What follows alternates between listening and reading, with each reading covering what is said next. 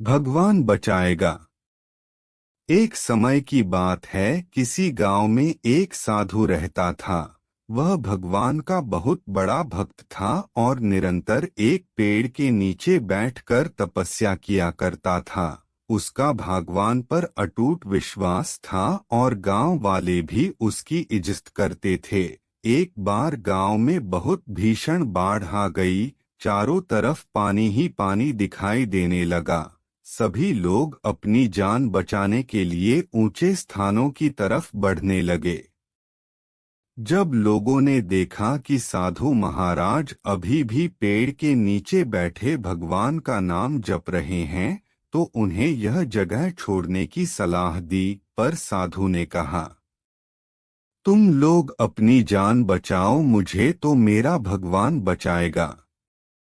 धीरे धीरे पानी का स्तर बढ़ता गया और पानी साधु के कमर तक आ पहुंचा। इतने में वहां से एक नाव गुजरी। मल्लाह ने कहा, हे साधु महाराज, आप इस नाव पर सवार हो जाइए, मैं आपको सुरक्षित स्थान तक पहुंचा दूंगा। नहीं, मुझे तुम्हारी मदद की आवश्यकता नहीं है, मुझे तो मेरा भगवान बचाएगा।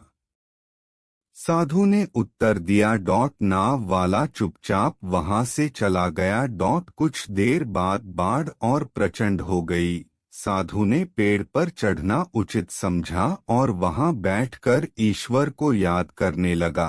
तभी अचानक उन्हें गड़गड़ाहट की आवाज सुनाई दी। एक हेलीकॉप्टर उनकी मदद के लिए आ पहुंचा।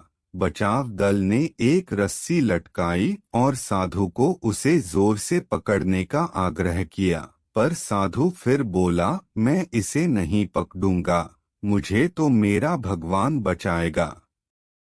उनकी हट के आगे बचाव दल भी उन्हें लिए बगैर वहां से चला गया।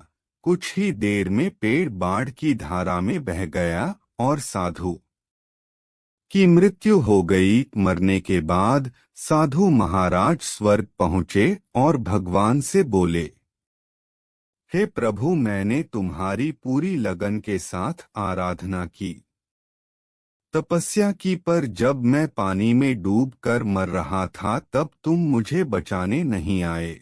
ऐसा क्यों प्रभु? भगवान बोले, हे साधु महात्मा, मैं तुम्हारी रक्षा करने एक नहीं बल्कि 3 बार आया। पहला ग्रामीणों के रूप में, दूसरा नाव वाले के रूप में और तीसरा हेलीकॉप्टर बचाव दल के रूप में। किंतु तुम मेरे इन अवसरों को पहचान नहीं पाए। मित्रों, इस जीवन में ईश्वर हमें कई अवसर देता है।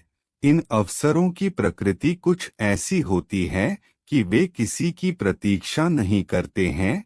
वे एक दौड़ते हुआ घोड़े के समान होते हैं जो हमारे सामने से तेजी से गुजरते हैं। यदि हम उन्हें पहचानकर उनका लाभ उठा लेते हैं तो वे हमें हमारी मंजिल तक पहुंचा देते हैं, अन्यथा हमें बाद में पछताना ही पड़ता है।